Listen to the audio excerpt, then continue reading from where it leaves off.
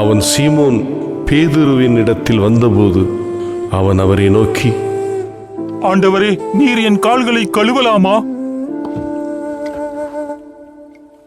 நான் செய்கிறது இன்னது என்று இப்பொழுது நீ அறியாய், இனிமேல் அறிவாய்.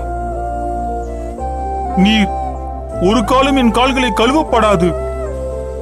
நான் உன்னை கழுவாவிட்டால் என்னிடத்தில் உனக்கு பங்கு இல்லை.